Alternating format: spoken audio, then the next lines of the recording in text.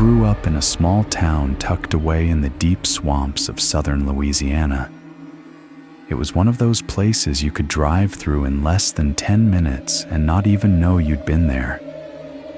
The roads were cracked, the houses leaned on their own weight, and the cypress trees hung low over the water like tired old men. Folks here didn't have much, but they had stories that seemed to crawl up from the mud itself. And if you asked anyone what the darkest story was, the one that folks still whispered even now, decades later, they'd tell you about Mr. Collins, the Undertaker. Now, to understand Collins, you've got to understand the town itself. Death was no stranger here. Between the hurricanes, the floods, and the sickness that always seemed to sweep through when summer turned to fall, funerals were part of everyday life. Most kids around here knew what a burial looked like before they ever learned their times tables. And Collins, well, he was the man who made sure the dead were put to rest. He'd been the town's Undertaker for as long as anyone could remember. No one even knew his first name anymore. To us, he was just Collins. He was tall, thin, with a sharp nose and sunken eyes that never seemed to look straight at you, more like through you. Always wore the same black suit, even when the heat pressed down hard enough to make the air shimmer. They said he'd started out young, taking over after his own father passed. The funeral parlor was nothing more than an old 2-room shack on the edge of town, with peeling paint and a single lantern hanging out front. But people went there all the same. Didn't matter if you liked Collins or not. When death came, you had no choice but to see him. At first, folks said he was gentle with the dead. They said he handled every body with care, washing them, combing their hair, stitching up the wounds from whatever had taken them. Sometimes he even put little flowers in their hands, humming hymns as he worked. Families found comfort in that, I guess. Comfort in thinking their loved ones were treated kindly in their final hours. But there were others who said Collins lingered too long with the bodies, that he worked well past midnight, talking in low tones as if he expected the corpses to answer back. One widow swore she saw him rocking in a chair by her husband's coffin, humming the same verse over and over again until the sun rose.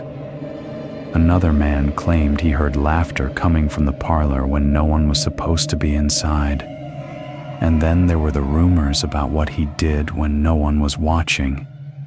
People whispered he kept pieces of the dead, locks of hair, teeth, sometimes even bones. Said he believed carrying those things gave him power. No one could prove it, of course.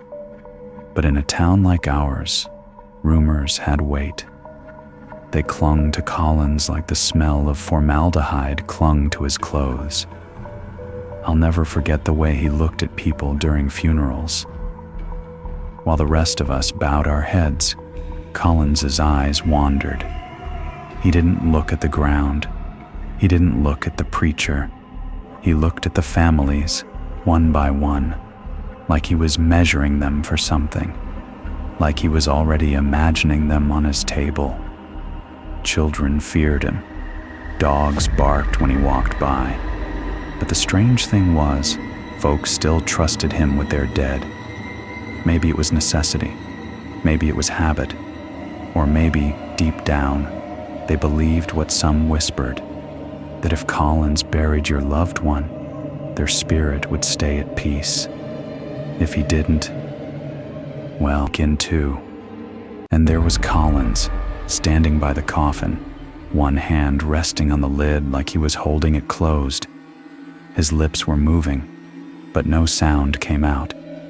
His eyes were half closed, and his face looked almost pleased. I remember thinking, how could a man look pleased pleased at a child's funeral. After that, I started noticing the way shadows seemed to bend around him, like the light didn't quite know what to do when he was near. People say a man is shaped by his work. If that's true, then Collins was shaped by death itself. For all the whispers and fear surrounding him, death still came for Collins, just like it does for us all. It happened one summer evening. Folks said he collapsed right there in his own parlor, slumped across a body he'd been preparing. A farmer who'd gone to check on his wife's arrangements found him lying cold, his face twisted into a smile that never left him. News spread fast. The Undertaker was dead. You might expect people to celebrate, to feel relief. And some did. But most of the town felt something else, something heavier. Because when you live your whole life in the shadow of a man like Collins, you start to believe he'll outlast you all. His death didn't feel like an ending. It felt like the beginning of something worse. The funeral was a strange one. Who buries the Undertaker? That was the question on everyone's lips. Sheriff Daniels finally stepped up, saying it was his duty. He and a few men from town prepared the grave in the old cemetery, the same place Collins had lowered so many others into the ground. I was there that day, standing among the crowd. The sky hung low with thick gray clouds, and the air smelled of rain, though none came. The preacher read his words, but his voice shook like the pages in his hand. Mourners shifted uneasily, not looking at each other, not looking at the coffin either. It was as if none of us wanted to be caught staring too long, afraid of what we might see. I'll never forget the sound the coffin made when they started lowering it down. It wasn't just the creak of ropes. It was heavier than that, almost like the earth itself was groaning. Sheriff Daniels muttered under his breath, swore the coffin weighed far more than it should have. That's when Collins' sister, no one even knew he had one, stepped forward. She was thin, frail, her hair the color of ash, and she said something I'll never forget. You can seal him in the ground, but you won't keep him there. The words cut through the silence like a knife. Some gasped, others backed away, crossing themselves. The preacher hurried to finish, his voice rising with each verse. And then, with a final shudder of the ropes, Collins was gone, swallowed by the earth he'd worked beside all his life. But that wasn't the end. That very night, strange things began to happen. The Johnson family, who lived near the cemetery, reported knocks on their door at exactly 3 a.m. They opened it to find nothing, just the cold night air and the smell of fresh soil. The next morning, muddy footprints led from the cemetery gate straight to their porch. Children began waking from nightmares, screaming about a tall man standing at the foot of their beds, humming softly. One boy swore he felt dirt trickle onto his blanket, though the window was closed tight. And then there was the sheriff's wife. She woke in the middle of the night to see a figure standing in their bedroom. A tall man in a black suit, his sleeves caked with dirt, his face pale as wax. She said he leaned over her, close enough for her to smell the damp earth clinging to him. And in a voice that rasped like wind through dead leaves, he whispered, "This town isn't finished with me." By the time the sheriff lit the lamp, the figure was gone, but the room reeked of formaldehyde. Word spread fast. Families whispered that Collins had not truly left. Some said he couldn't, not after a lifetime spent with the dead. Others believed he had bound himself to the bodies he buried, tethering his soul to the very ground. A week later, a group of men went to the cemetery to check his grave. They found the earth unsettled, as though something had pushed from below. Sheriff Daniels ordered the site sealed with concrete, but even as they poured the mix, the ground trembled, as if rejecting it. After that, people avoided the cemetery. Burials grew smaller, hurried. Folks didn't linger to say their goodbyes anymore. They rushed through the prayers, lowered their dead, and left before the sun dipped below the trees. But no matter how far you ran, the humming followed. It slipped through the swamp air, low and steady, the same hymn Collins had always sung. And for me, that was when the story stopped being just a story. Because one night, walking home past the cemetery, I heard it. The same tune I'd heard him hum as a child, the same verse he'd sung while preparing bodies. It rose from the ground itself, weaving through the mist, wrapping around my bones until I couldn't breathe. I froze. My heart hammered against my ribs, and for the first time, I knew Collins wasn't gone. He was waiting. It was around that time that a group of teenagers decided to test their luck. You know how it goes. Every town has its legends, its dares. And ours had Collins. There were 4 of them, 2 boys, 2 girls. They snuck into the cemetery one humid night, carrying flashlights and a bottle of whiskey. Their laughter carried through the swamp as they joked about the curse, daring each other to touch the grave, to call out Collins's name. Only 3 came back. The story spread like wildfire. The survivor, a boy named Michael, wasn't right after that night. He said they'd been sitting by Collins's grave, passing the bottle, when the humming began. At first, they thought it was one of them playing a trick. But then the ground shifted beneath their feet, soft and sinking, like something was crawling upward. The air grew cold, the fog thickened, and then they saw him. A tall figure rising from behind the grave, his suit tattered, his sleeves black with soil. His skin was pale, sagging, his eyes dark pits that caught the moonlight just enough to gleam.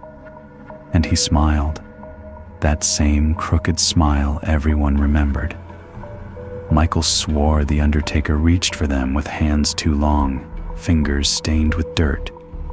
The girl screamed and ran, pulling him with her. But the other boy, he froze. He stood there trembling as Collins leaned close, whispering something no one else heard. By the time they looked back, their friend was gone. The sheriff found him 2 days later, lying on top of Collins's grave. His mouth was filled with soil, his eyes open wide, staring at nothing. No one in town questioned the curse after that. Life unraveled quickly. Farmers stopped working their fields past sundown. The church filled every Sunday with prayers louder than hymns, desperate cries begging God to take the shadow away. But no prayer could wash out the smell of formaldehyde that drifted through the town at night. No scripture could drown out the humming that followed us home, seeping into our walls, curling into our dreams. I tried to ignore it, told myself it was all in my head, but the truth has a way of finding you, even when you close your eyes. One evening, walking home, I cut through the old path by the cemetery. The fog was thick, the air heavy. I kept my head down, steps quick. But then it came, the humming, low and steady, drifting from the gravestones. My heart raced. I told myself not to look, just keep walking. But my eyes betrayed me, and that's when I saw him. A figure by the fence, tall and thin, his suit clinging to him like wet fabric. His sleeves dripped with soil, his face pale, stretched into that crooked smile. His eyes met mine, hollow and endless. I couldn't move, couldn't breathe. Then his lips parted, and though no sound reached me, I saw the words clearly. "You'll help me next." I don't remember running home. I don't remember bursting through the door, my mother's screams as she saw me covered in dirt. All I remember is the cold, clinging to me like I'd just climbed out of the grave myself. From that night on, I knew Collins wasn't finished. Not with me, not with the town.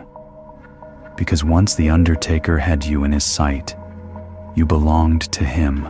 The days after I saw Collins at the cemetery were a blur. I couldn't eat, couldn't sleep. Every sound became his humming. Every shadow stretched too long. I stopped walking past the church, stopped glancing toward the cemetery at all. But even avoiding him didn't help, because Collins wasn't confined to the cemetery anymore. He was in the walls of my house, in the corners of my room, in the pauses between my breaths. I would close my eyes at night, and there he was, sitting at the foot of my bed, dirt dripping onto the floorboards, his smile never faltering. I prayed. God knows I prayed harder than I ever had in my life. But prayers don't work when the devil himself is listening. One night, I woke to a scratching sound. Slow, deliberate. I thought maybe it was a branch against the window, but when I turned, I saw soil spilling from the cracks in my wall. The wood itself was splitting, as if the earth had found its way inside. And then came the humming. I sat frozen as Collins's figure began to take shape right there in my room. His outline bled from the dirt, shoulders hunched, suit ragged. His smile stretched wider than before. He didn't speak. He didn't have to. His presence said everything. I remember screaming, but my voice felt swallowed before it left my throat. The next thing I knew, I was outside, barefoot in the cold night air, standing in the middle of the street. My neighbors told me they'd seen me walking, eyes open but empty, dirt smeared across my face like a mask. They said I was humming. The town was unraveling faster now. Chickens stopped laying eggs. Wells turned sour overnight. Even the sheriff, the one man who swore he feared nothing, packed up his family and left before dawn without saying goodbye. But I couldn't leave. Collins didn't just haunt me. He tethered me. Every time I tried to pack, to think of leaving, something pulled me back. Doors would slam shut. The roads would fog so thick you couldn't see a foot in front of you. It was as though the town itself had been claimed, marked as his ground. I started hearing stories that people outside our parish had begun whispering about us. They called it the cursed town, said no one should come near. But legends attract the curious, and one night, a pair of outsiders showed up. Two men with cameras, calling themselves investigators. I watched from my porch as they marched confidently into the cemetery, mocking the stories, laughing at our fear. I never saw them leave. But the next morning, their cameras were found by the gate. The footage, well, no one talks about it, but I saw a frame once, just one. It showed the two men standing before Collins's grave, their faces slack, their eyes rolled back white. Behind them, barely visible, was Collins himself, one hand on each of their shoulders, smiling into the lens. After that, no one from outside came again. I thought maybe, just maybe, Collins had what he wanted. But then the dreams began. Every night, I found myself in the same place, standing at the edge of an open grave. Inside, a coffin waited, its lid cracked. I would look down, and Collins's pale hand would reach up, curling around my wrist, pulling me closer. And always, just before I fell, I'd wake up drenched in sweat, my sheets soaked with dirt. I stopped sleeping. I stopped eating. My body thinned out. My skin grew pale. Friends whispered that I was beginning to look like him. Then, one evening, I found something waiting on my porch. A suit. Black, pressed, the kind an Undertaker would wear. My size exactly. And pinned to the lapel was a small card. It's almost time. That night, I didn't fight sleep. I let it come. The dream was the same, standing at the edge of the grave. But this time, I didn't resist. Collins was there, waiting inside the coffin. He looked at me with those hollow eyes, that terrible smile, and he extended his hand. I took it. For the first time, I felt peace.